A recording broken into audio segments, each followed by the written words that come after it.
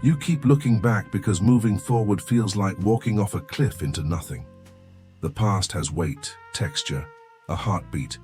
It was real in a way the present refuses to be. You scroll through old photos at 2 in the morning, not out of sentimentality but out of something closer to grief. And the feeling that settles in your chest isn't warmth. It's the cold recognition that somewhere between then and now, you lost the plot. Not the life you were supposed to have, the life you were. And the worst part? You can't even pinpoint when it slipped away. There was no announcement, no ceremony, just a slow fade. And now here you are, haunted by the shape of someone you used to be, convinced that everything worth having already happened. This is the trap. Not that you remember the past fondly, everyone does that. The trap is that you've turned memory into a weapon against yourself. Every time you think back when things were better, you're not reminiscing. You're performing an autopsy. You're standing over the body of your former self, cataloging everything that's missing now, the energy, the hope, the sense of infinite possibility, and using it as evidence that you've already peaked, that you're living in the aftermath of your own life. The past becomes a fixed paradise you can never return to, and the present becomes a colorless waiting room where nothing that happens will ever matter as much as what already did. You're not living. You're mourning in real time. But here's the truth you need to hear. The past you're worshipping never existed, not the way you remember it. Memory is a liar.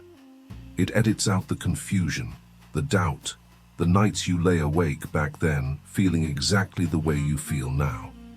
It smooths over the rough edges, filters out the pain, and leaves you with a highlight reel that feels more real than reality.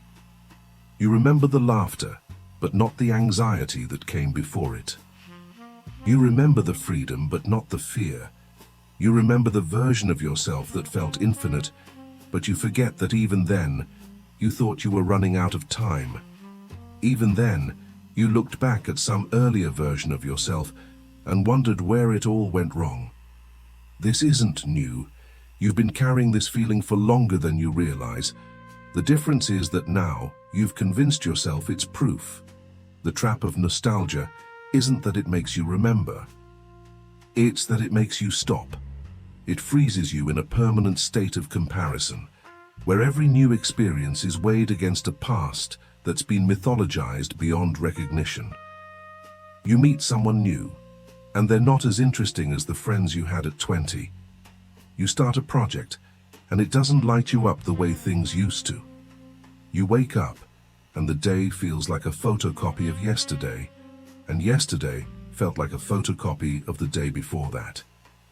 And every time you notice this, you're not observing the present. You're measuring it against a past that's been curated, distilled, and polished until it's untouchable. You're living in a museum of yourself, and museums are for things that are already dead. There's a reason you feel it's too late. Because on some level you've decided it is. You've drawn a line in your own history and said, that was it, that was when I was alive. And everything after that line is just epilogue. The problem isn't that you're wrong about losing something. You have lost something. Everyone does. Time moves in one direction, and it takes things with it. People, possibilities, versions of yourself that you'll never be again. But the trap is believing that because those things are gone, nothing else can matter. That because you're not who you were, you're no one. That because the past felt more vivid, the future is already hollow. But what if the past only feels more vivid because you're not there anymore? What if memory sharpens everything because distance gives it shape? You remember the intensity of your 20s, not because they were objectively better, but because they're over. They're complete, you can see them in full. The present doesn't have that advantage. It's still unfolding, still uncertain, still vulnerable to the randomness of existence. It doesn't feel real because it isn't finished yet. And you can't make it feel finished by comparing it to something that is. The way out of this isn't to stop remembering. It's to stop using memory as a courtroom where the present is always on trial. The past happened. It shaped you. Some of it was beautiful. Some of it was unbearable, and most of it was somewhere in between. But it's not a blueprint for what your life should be now. It's not a standard you failed to meet. It's just what was. And what is right now in this moment isn't lesser because it's different, it's just unfinished.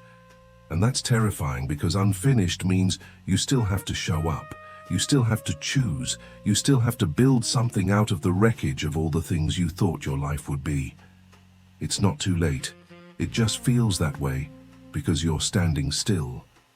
Because you've convinced yourself that forward movement requires the person you used to be, and that person is gone.